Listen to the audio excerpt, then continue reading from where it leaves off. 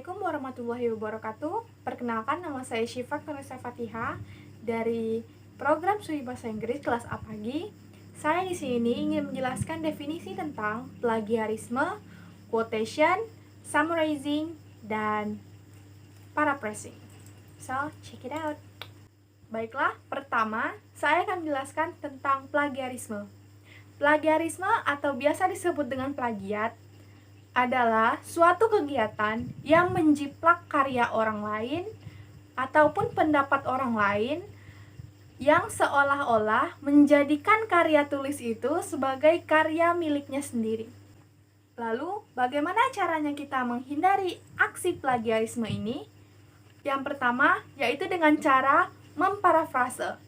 Memparafrase yaitu cara kita mencatat ide atau gagasan orang lain tetapi menggunakan kata-kata dari diri sendiri tanpa mengubah ide atau gagasan tersebut, tetapi tetap mencantumkan sumbernya. Yang kedua, yaitu dengan cara menggunakan aplikasi anti plagiarisme untuk mengecek apakah tulisan yang kita buat mengandung unsur plagiarisme atau tidak. Dan yang ketiga adalah mencatat daftar pustaka sejak awal. Jadi di saat sebelum kita menulis karya tulis, kita harus mencatat daftar pustaka dan sumber mana saja yang akan kita buat sebagai karya tulis kita sendiri. Yang kedua, saya akan menjelaskan tentang quotation.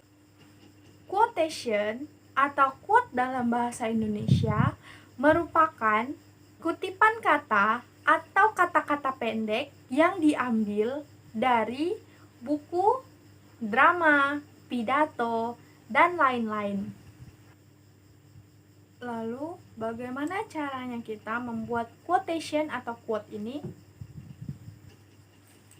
Yang pertama, masukkan kutipan kalimat secara langsung ke dalam suatu kalimat. Yang kedua, gunakan tanda petik saat memasukkan kutipan.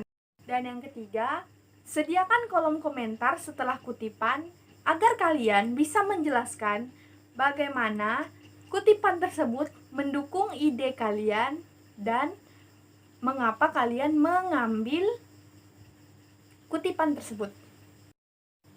Yang ketiga, ada summarizing atau meringkas.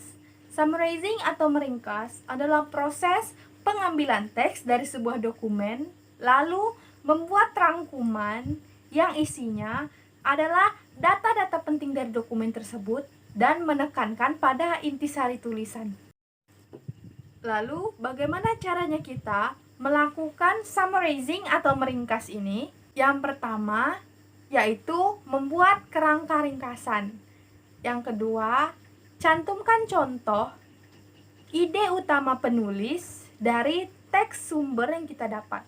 Yang ketiga, cantumkan nama penulis, tanggal publikasi, dan judul artikel yang akan kita ringkas. Yang keempat atau yang terakhir ada paraphrasing. Paraphrasing adalah mengungkapkan suatu tata bahasa dengan kalimat yang lebih sederhana tanpa mengubah makna dari bahasa tersebut. Lalu, bagaimana caranya kita melakukan paraphrasing? Yang pertama, catat konsep utama. Yang kedua, catat kalimat tersebut tanpa melihat teks aslinya. Setelah selesai menulis, bandingkan kalimat yang kalian buat dengan teks aslinya. Dan yang ketiga, baca beberapa teori agar kalian bisa memahami makna sepenuhnya. Baiklah, demikian video dari saya. Kurang lebihnya mohon dimaafkan. Wassalamualaikum warahmatullahi wabarakatuh.